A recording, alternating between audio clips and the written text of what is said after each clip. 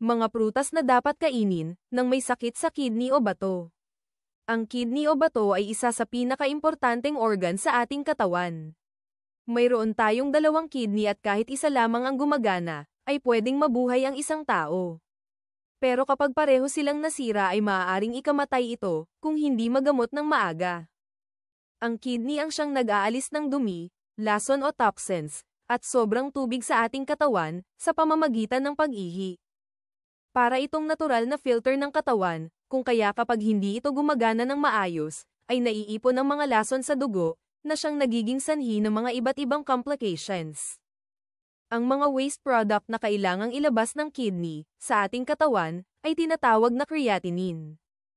Ang pagkakaroon ng mataas na creatinine sa dugo ay madalas na senyales, na may problema na ang ating kidney, kaya hindi na nito kayang alisin mula sa ating sistema.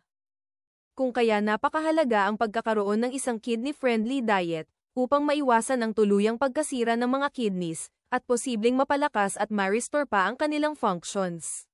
Sa video na ito ay tatalakayin natin ang mga prutas, na maaaring makatulong sa paglilinis, at pagpapalakas ng ating kidney.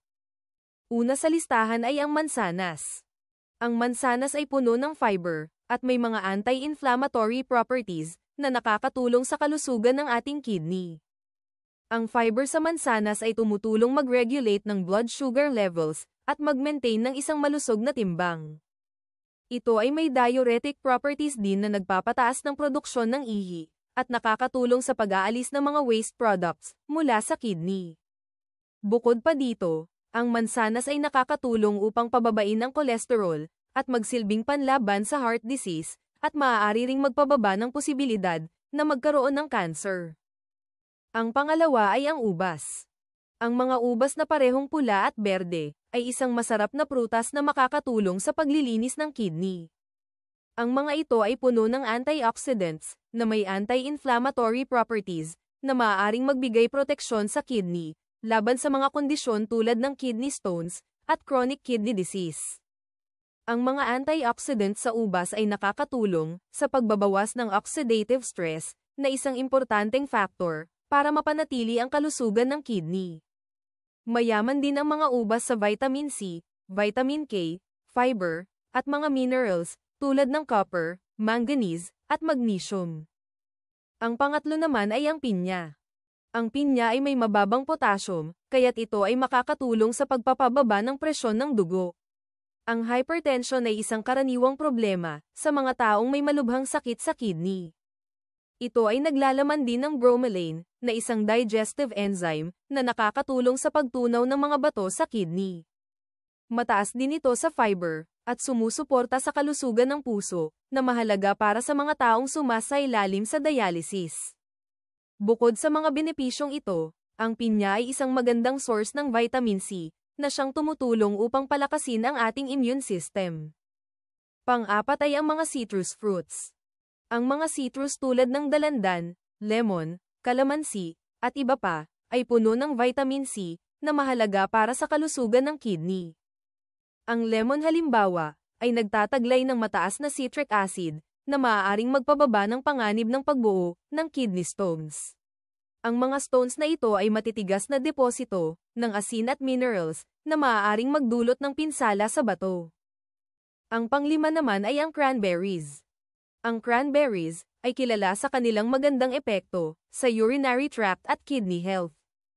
Naglalaman ito ng mga phytonutrients na siyang nakakatulong upang mapigilan ang mga bakterya na dumikit sa urinary tract at bladder na maaaring magdulot ng impeksyon. Ang pagkakaroon kasi ng urinary tract infection o UTI ay maaaring magdulot ng karagdagang stress sa kidney, kaya't ang pagpigil sa mga ito ay napakahalaga para mapanatili ang kalusugan ng bato. Ang pag-inom ng natural na cranberry juice o ang pagkain ng mga cranberries ay magandang isama sa ating dieta. Pang-anim ay ang blueberries. Ang blueberries ay puno ng antioxidants at phytochemicals, partikular na ang anthocyanins, na siyang nagbibigay ng kanilang natural na asul na kulay. Ang mga ito ay may anti-inflammatory properties, na makakatulong sa pagprotekta ng bato laban sa pinsala.